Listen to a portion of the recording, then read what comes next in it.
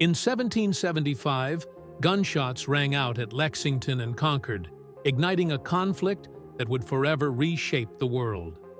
What began as a colonial rebellion turned into a full-scale revolution, and by 1783, a new nation stood defiant and free. In this episode of history, in under 15 minutes, we explore the full story of the American Revolution, from tea taxes and redcoats to independence and the birth of the United States of America. Seeds of Rebellion. The roots of the American Revolution run deep into the 18th century. For decades, the 13 British colonies in North America enjoyed a large degree of autonomy. They governed themselves through elected assemblies, developed local economies, and saw themselves as loyal subjects of the British Crown.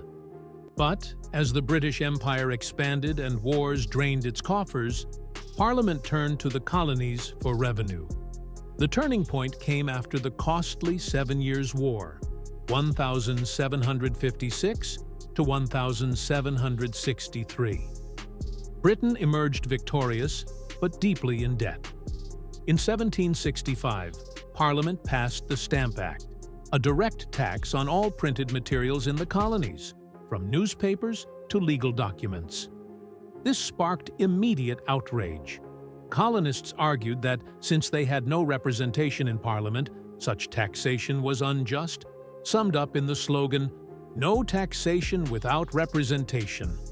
Mass protests, economic boycotts, and petitions forced the repeal of the Stamp Act.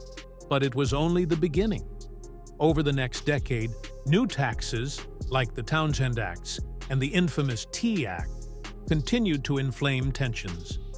In 1770, British troops fired into a crowd in Boston, killing 5 civilians. This event, later called the Boston Massacre, became a rallying cry for resistance. In 1773, colonists dumped tons of British tea into Boston Harbor in what became known as the Boston Tea Party, prompting a harsh response from the British government. The road to war Britain responded to colonial defiance with the Coercive Acts, also known as the Intolerable Acts, which shut down Boston Harbor and placed Massachusetts under direct royal control. These punitive measures only strengthened colonial unity. In 1774, delegates from 12 colonies convened the First Continental Congress in Philadelphia to coordinate resistance.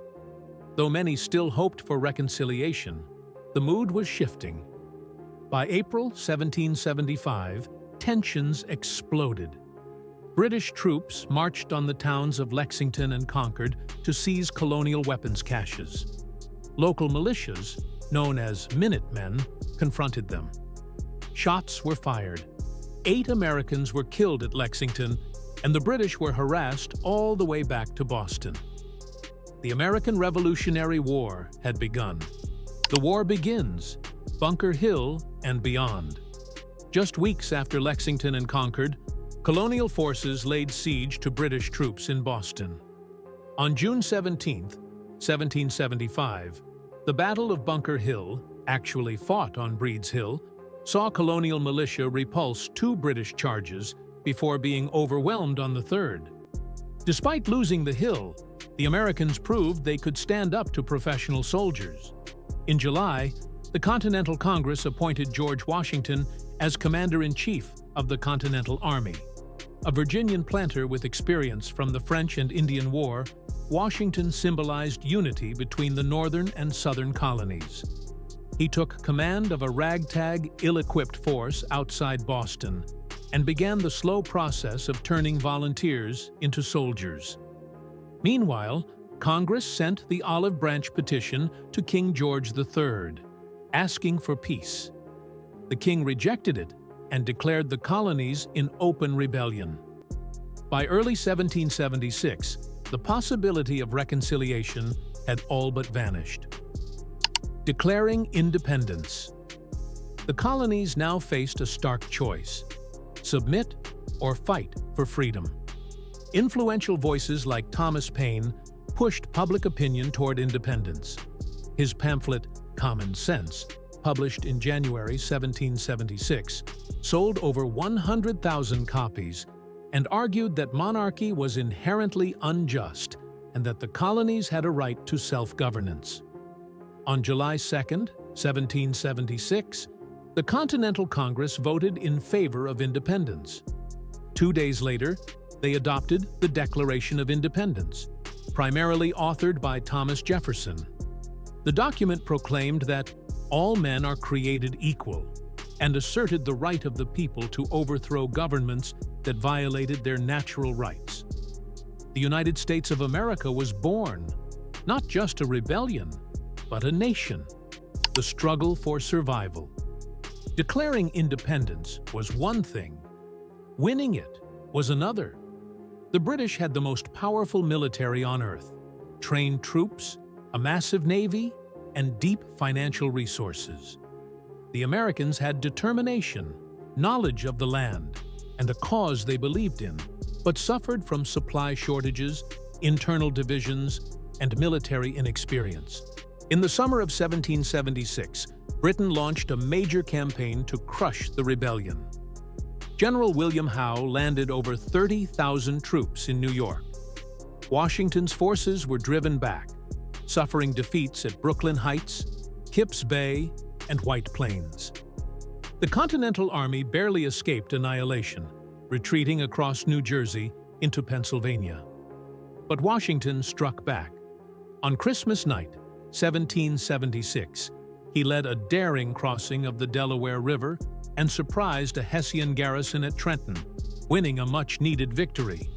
A week later, he defeated British reinforcements at Princeton. These surprise victories revitalized the American cause. Turning points: Saratoga and French alliance. In 1777, Britain launched a campaign to isolate New England.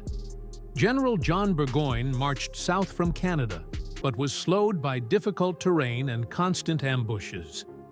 American forces under Horatio Gates and Benedict Arnold decisively defeated him at the Battle of Saratoga in October.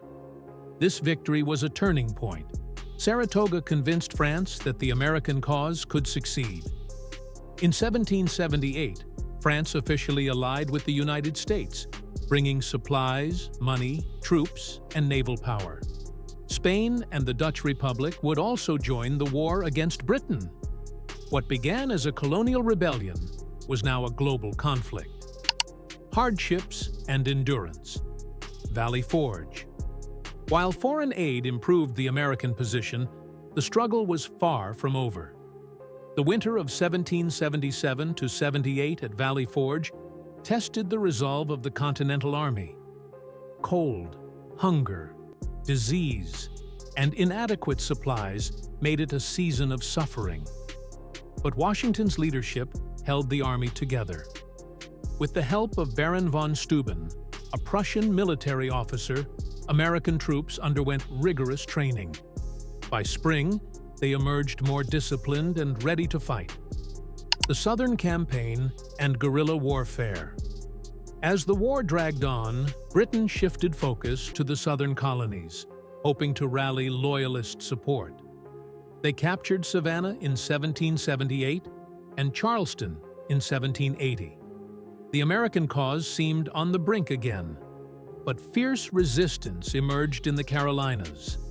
Leaders like Francis Marion, the Swamp Fox, used guerrilla tactics to harass British forces.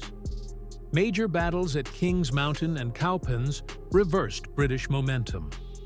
General Nathanael Greene adopted a strategy of mobility and attrition, wearing down the British in a campaign of constant skirmishes. Meanwhile, Washington waited patiently to strike a decisive blow. Yorktown. The final blow. In 1781, British General Lord Cornwallis moved his army to Yorktown, Virginia, expecting reinforcements by sea. Washington saw an opportunity. In a brilliant coordination of land and sea, American and French forces marched south while the French Navy, under Admiral de Grasse, blockaded the Chesapeake Bay. Trapped and under siege, Cornwallis surrendered on October 19, 1781. The victory at Yorktown broke Britain's will to fight. Though skirmishes continued, the major fighting was over. Treaty and Independence.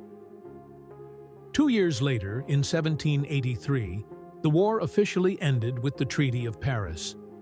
Britain recognized the United States as an independent nation.